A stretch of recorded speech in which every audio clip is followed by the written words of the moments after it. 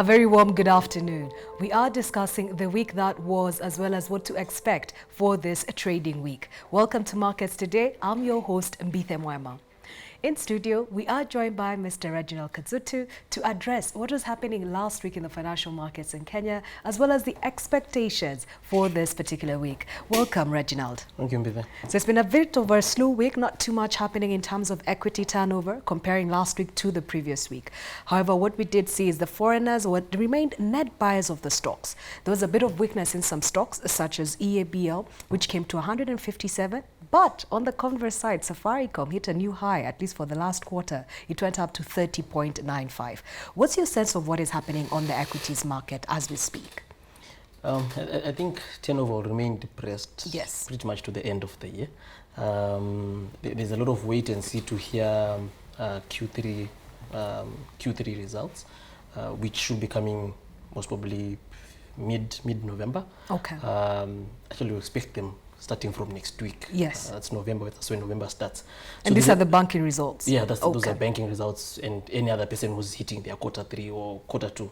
But you start getting into that earnings month, which is the month of November, where guys are giving their quarter 3 results. So people are still jittery. Was there recovery in quarter 3? What is the extent of that recovery? Okay. Are we going to see the market plummet again as we go into the quarter? We don't expect any dividends to be announced, especially from the banking stocks.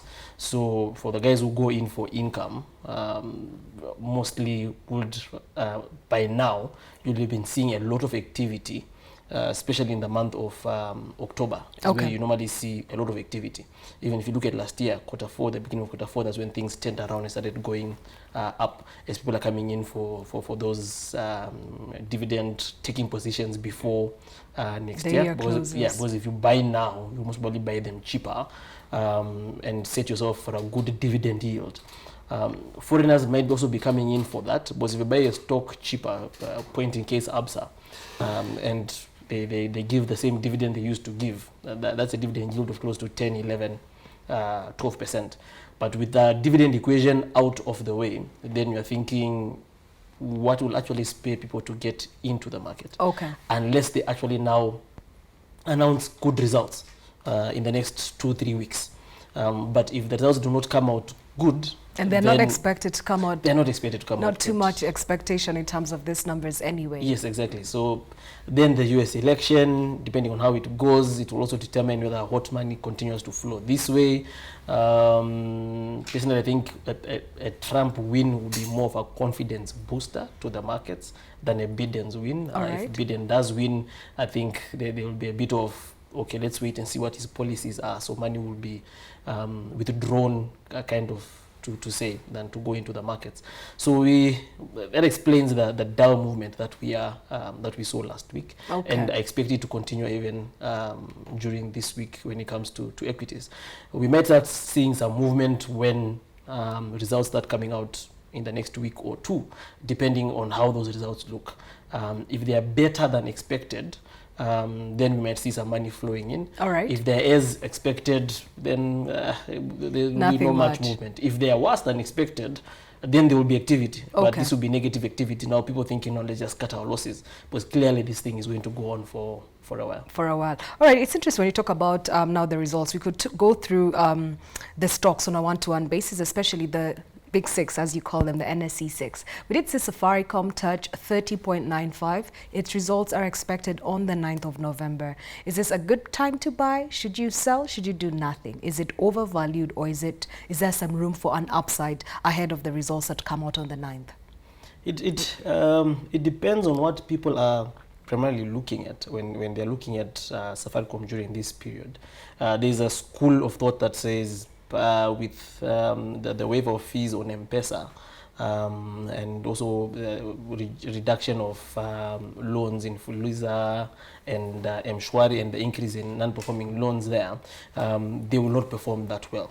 Then there's a school of thought that says during this period, people were calling a lot, texting a lot, doing more transactions on M-Pesa, usage of data should have increased. So people are factoring that in and saying that ideally will give Safaricom either to maintain their profits for the previous period, or actually gain or grow their profits. So it depends on the school of thought that you sit in. I would personally say I don't expect them to have huge results. Okay. I think the cost cutting that we saw in their previous results is the furthest they can go on cost cutting. So I think their costs are going to be kind of more stagnant where they are. So if they can now not grow revenue that fast, and if you look at, especially during the period for March to June, yeah, which is the calendar Q2, but it's not their Q2, March to June, voice didn't go up that much. Actually, it declined during that period, and you'll expect people to have been calling more during that period. Though data usage did go up, yes, it did. But it doesn't form a huge percentage of their profit. For it to go up to the extent that it will compensate of whatever they are losing in terms of the transactions fees that have been waived on M-Pesa. M-Pesa is now close to 30, 35, 40% of their revenue. So anything that hits M-Pesa hits hits their revenue. It's their revenue harder, All right. and especially the main source of the revenue is not growing that much, which is voice. So I don't think it will be a good. Yeah, if you're going in for, if you look at the transaction costs, so if you buy now, hit by 2%. If you're going to sell 2% plus the VAT on brokerage commission, you're starting at negative 5%. Okay. Is it going to go up by more 5%? Than 5% within the month of November? That means it has to hit 33, 34 shillings. I don't think that is going to happen. Okay. So yeah, not if you're buying short term just for the results, it doesn't make sense. It doesn't make sense. Yeah. But what about the consideration of the fact that the corporate tax has reduced from 30 to 25%? Could that sort of soften the blow if you're looking at the Safaricom earnings, especially because of the erosion of revenues coming through M-Pesa? Reduction in tax is good. But what you'll want to look at more is revenue, growth of revenue and managing of expenditure. Okay. Tax will always be there. And okay, as a shareholder, net profit is important because that's where you get paid your dividend from.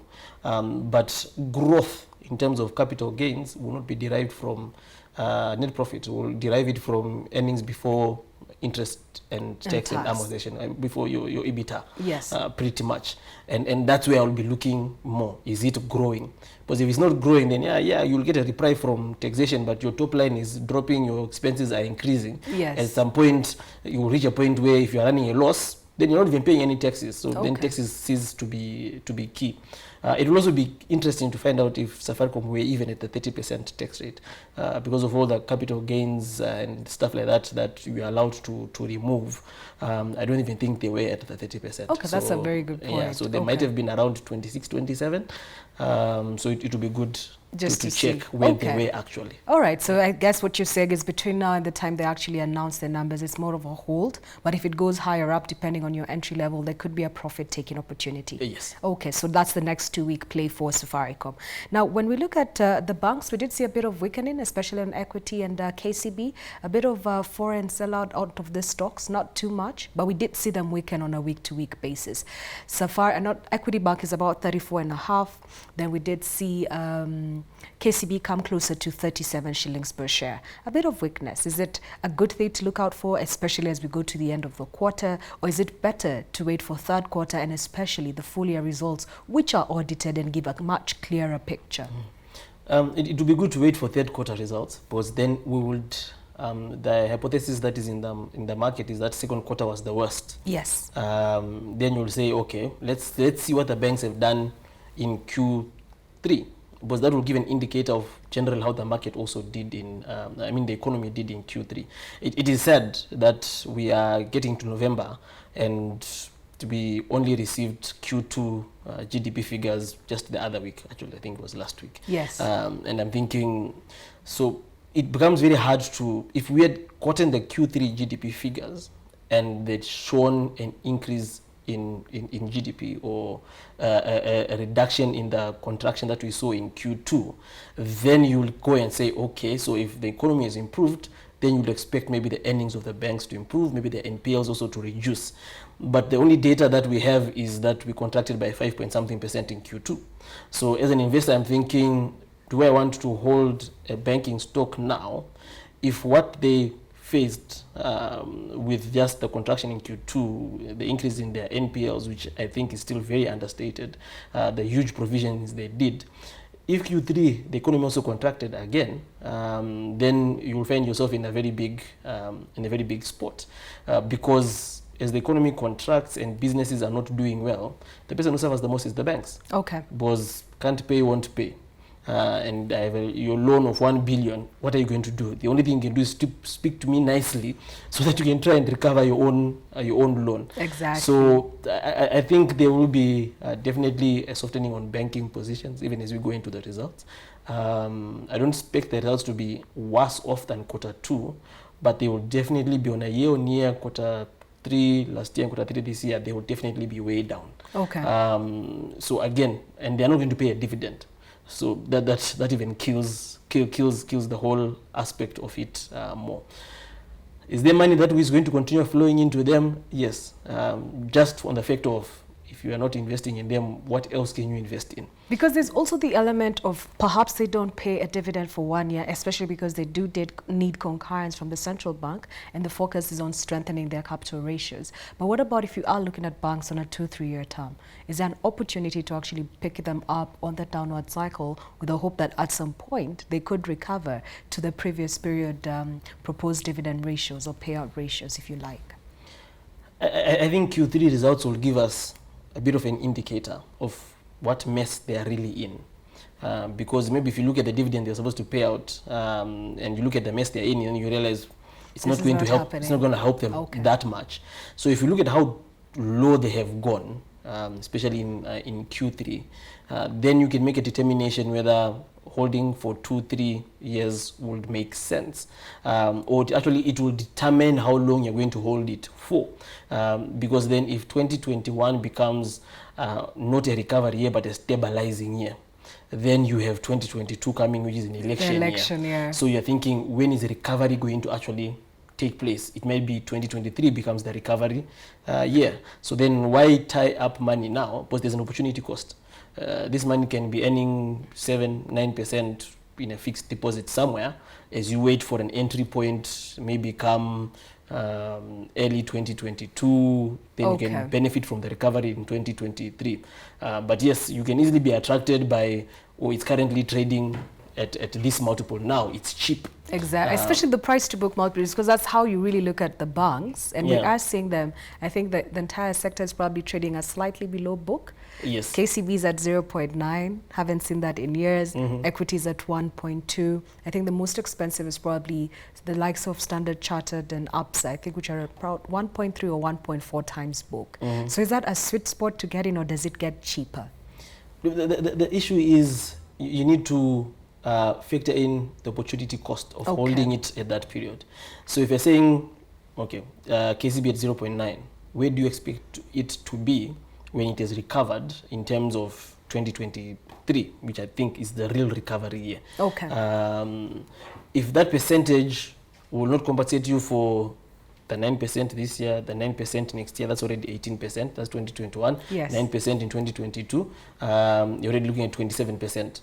If it's not going to give you a return of 27% by 2023, then you are better off getting this 23% somewhere else, and then just joining the train when it starts in the recovery year. And you bring out a very interesting concept, because there could be a bias if you're using the current price to book, because it might not reflect the erosion from the non-performing loans per se. So in effect, you need to extrapolate for maybe 2-3 years out, and then have an analysis in terms of what is the erosion on capital and the book value that I expect to come through as a basis of NPL. Then that needs to be your basis for the price to book. So it's better to use a futuristic as opposed to a historical trading. So if you actually take a look at the provision that has happened, the restructuring, and you say 40% or 50% of what is restructured is going to become non-performing. Isn't that a bit extreme, 40 to 50%? I'm just saying, as in, if nothing happens to turn around the economy, most of these restructured loans are going to become non-performing. My worst case scenario is that 80% of these things are going to become non-performing. Who will be the most affected? Tier 1, Tier 2, Tier 3 banks? Tier 3 already affected. Those guys are already out of the equation. Tier 2, they're a bit more stringent on who they lend to.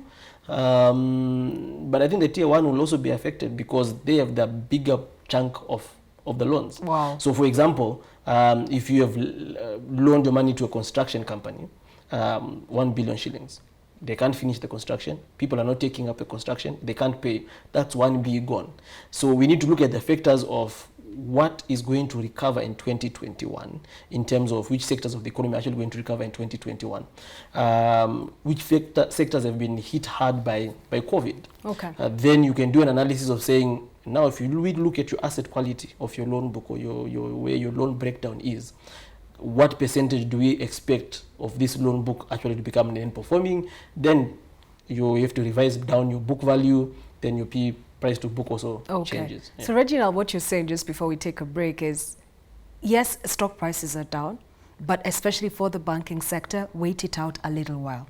Yes. It's probably not the right time to buy, and probably spend more time doing an analysis to see who has a stronger balance sheet structure that could be able to withstand the up and coming storm, which will happen eventually in one way or the other. Yeah. Okay, fine. True. All right, fantastic. We take a short break. When we come back, we continue with our analysis of the different sectors represented on the NSE, trying to understand what happened last week and extrapolate the reactions as well as sentiments from investors in this up and coming week. Our SMS line is 20146. We would like to hear from you. To give us a shout, where are you watching us from? What did you think about the NSE's performance last week? What are you expecting this week? And what kind of information would you want to hear from us to make your investment decision on the NSE that much easier? See you after the break.